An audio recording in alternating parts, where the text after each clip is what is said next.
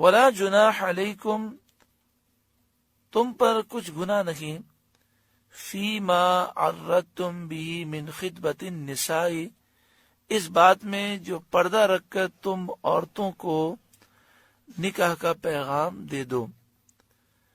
عدت کے دوران بیوہ عورت جب عدت میں ہے، پچھلی آیت میں بیوہ عورت کا مسئلہ بیان ہوا، تو بیوہ عورت جب عدت میں ہے تو اسے نکاح کرنا بھی حرام ہے، وہ عدت کے دوران نکاح نہیں کر سکتی، اگر نکاح کیا بھی گیا تو وہ ہوگا نہیں، اور عدت کے دوران نکاح پر گفتگو کرنا بھی منع ہے، نکاح کا پیغام دینا بھی منع ہے۔ یہاں فرمایا کہ تم پر کوئی گناہ نہیں اس بات میں جو پردہ رکھ کر تم عورتوں کو نکاح کا پیغام دے دو۔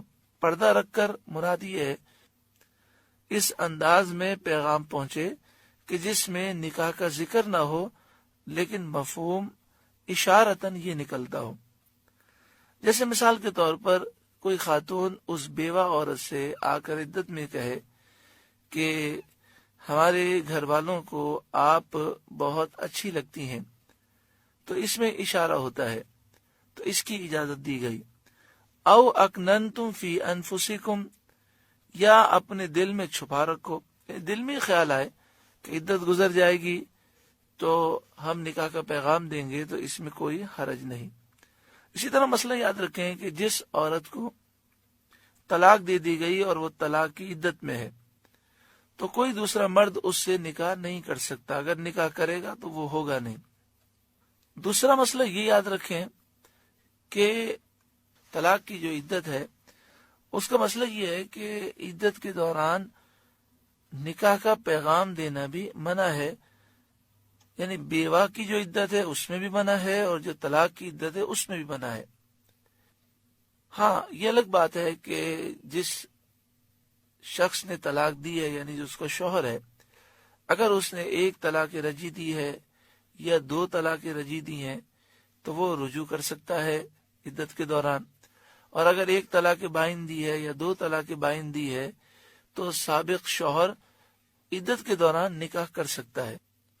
بیوہ عورت کا یہاں پر مسئلہ بیان ہوا، تو عدت کے دوران بیوہ عورت نہ نکاح کر سکتی ہے، نہ اپنا گھر چھوڑ سکتی ہے، بغیر عذر کے تیل لگانا بھی منع ہے، خوشبو لگانا منع ہے، سنگار کرنا منع ہے، رنگین اور ریشمی کپڑے پہننا منع ہے، مہندی لگانا منع ہے، اور نئے نکاح کی بات چیت کھل کر کرنا منع ہے۔ جو طلاق بائن کی عدت میں ہو اس کا بھی یہی حکم ہے۔ البتہ جو عورت طلاق رجعی کی عدت میں ہو اس کو زینت اور سنگار کرنا مستحب ہے۔ ولا جناح علیکم فیما عرضتم به من خطبۃ النساء، اور تم پر گناہ نہیں اس بات میں جو پردہ رکھ کر تم عورتوں کو نکاح کا پیغام دو۔ او اکننتم فی انفسکم، یا اپنے دل میں چھپا رکھو۔ آگے ارشاد فرمایا علم اللہ، اللہ جانتا ہے، انکم ستذکرونہن، کہ اب تم ان کی یاد کرو گے، ولیکن لا تواعدوہن سرا، ہاں ان سے خفیہ وعدہ نہ کر رکھو، الا ان تقولوا قولا معروفا، مگر یہ کہ اتنی بات کہو جو شریعت میں معروف ہے۔ ولا تعزموا عقدۃ النکاح، اور نکاح کی گرہ پکی نہ کرو، یعنی نکاح نہ کرو عدت میں، حتی یبلغ الکتاب اجلا، جب تک لکھا ہوا حکم اپنی میعاد کو نہ پہنچ لے، یعنی جب تک عدت پوری نہ ہو جائے تم ایسی خاتون سے نکاح نہ کرو۔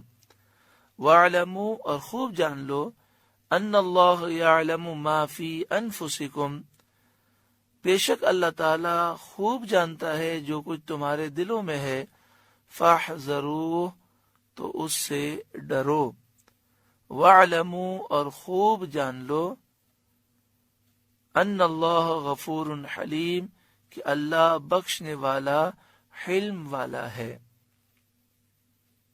اس آیت کریمہ میں یہ بیان کیا گیا کہ اللہ تعالیٰ خوب جانتا ہے تو اس سے ڈرو۔ دعا کریں اللہ تعالیٰ ہمارے دل میں خوف عطا فرمائے۔ اور ہمارے دل کی اصلاح ہو جائے، ہمیں اپنی آخرت کی فکر پیدا ہو، ہمیں اندازہ ہی نہیں کہ ہم کتنی تیزی کے ساتھ موت کی طرف بڑھ رہے ہیں۔ اللہ اکبر۔ چند دن پہلے کہ ایک بھائی کے گلے میں سانس کی نالی میں بلغم چلا گیا اور اس کا انتقال ہو گیا۔ جمعرات کو ایک بھائی نے مجھے بتایا کہ میری بہن جس کی عمر 20 سال تھی، اتوار کے دن ہم نے ناشتہ کیا، ناشتے کے بعد اس کی طبیعت خراب ہو گئی، اس کے ہاتھ پاؤں مڑ گئے، ہم ڈاکٹر کے پاس لے گئے تو راستے میں اس کا انتقال ہو گیا۔ ڈاکٹروں نے کہا کہ اس کے دل نے کام کرنا چھوڑ دیا تھا اور وہ آہستہ کام کر رہا تھا، پھر آخرکار وہ بند ہو گیا، اس لیے اس کا انتقال ہو گیا۔ تو وہ یہ بات کر رہے تھے تو ایک اور بھائی آئے تو انہوں نے کہا کہ ایک ہماری رشتہ دار خاتون ہے، وہ اپنے 4 سال کے بچے کے لیے دوائی لے کر آئیں اور دوائی پلائی تو دوائی نے ری ایکشن کر دیا اور وہ بچہ نیلا پڑ گیا اور پھر اس کا انتقال ہو گیا۔ بچہ ہو، جوان ہو، بوڑھا ہو، ہم نہیں جانتے کہ ہم کتنا دن اب زندہ رہیں گے۔ ہمیں اللہ تعالی سے ڈرنا چاہیے، ہمیں آنسو بہانے چاہیے کہ ہم نے پوری زندگی گناہوں میں برباد کی، نہ جانے کتنے اللہ کے حقوق ہم نے ترک کیے، کتنے بندوں کے حقوق ترک کیے، نہ جانے کتنے مسلمانوں کے ہم نے دل توڑے، نہ جانے کتنی نمازیں قضا ہوئیں، اور جو نمازیں پڑھیں ان میں بھی خشوع و خضوع، توجہ۔ اللہ تعالی ہمیں معاف فرمائے۔ ہمیں رونا چاہیے، خوب دعائیں کرنی چاہیے، نہ جانے کون سی رات ہماری زندگی کی آخری رات ہو۔ اللہ تعالیٰ بخشنے والا ہے، جو اللہ کی بارگاہ میں توبہ کرتا ہے اللہ اس پہ کرم فرماتا ہے۔ وَاعْلَمُوا أَنَّ اللَّهَ غَفُورٌ حَلِيمٌ، خوب جان لو کہ اللہ بخشنے والا، حلم والا ہے۔ اللہ رب العالمین ہم سب کو عمل کی توفیق عطا فرمائے۔ سورہ بقرہ کا 30واں رکوع مکمل ہوا، اس میں جو نصیحتیں ہم نے سماعت کی اللہ عمل کی توفیق عطا فرمائے۔ پہلے بھی عرض کیا گیا کہ طلاق کے مسائل، نکاح کے مسائل، عدت کے مسائل، طلاق رجی، طلاق بائنہ، کن الفاظ سے طلاق رجی ہوتی ہے، کن الفاظ سے طلاق بائنہ ہوتی ہے، پھر عدت کے کیا مسائل ہیں، بچوں کی پرورش کے کیا مسائل ہیں، اس کے علاوہ زندگی کے تمام مسائل ہمیں سیکھنے چاہیے۔ اور اس کے لیے بہترین کتاب باہر شریعت ہے، جس کے 20 حصے ہیں، اور 20 حصوں میں عقائد کا بیان بھی ہے اور عبادات کا بیان بھی ہے، معاملات کا بھی بیان ہے، اور ماشاءاللہ تمام ضروری مسائل اس میں جمع کیے گئے ہیں۔ صدر الشریعہ بدر الطریقہ حضرت علامہ مولانا مفتی امجد علی خان علیہ الرحمہ نے یہ کتاب لکھی ہے، جو اعلیٰ حضرت امام اہل سنت کے خلیفہ ہیں، اور اعلیٰ حضرت کے دارالافتاء میں بیٹھ کر آپ نے اعلیٰ حضرت سے فقہ کی تعلیم حاصل کی، جن کے متعلق اعلیٰ حضرت فرماتے ہیں کہ میرے اصحاب میں، میرے شاگردوں میں سب سے زیادہ فقہ صدر الشریعہ کو حاصل ہے، امجد علی کو حاصل ہے۔ انہوں نے یہ کتاب 27 سال میں لکھی ہے اور بڑی تحقیق سے لکھی ہے۔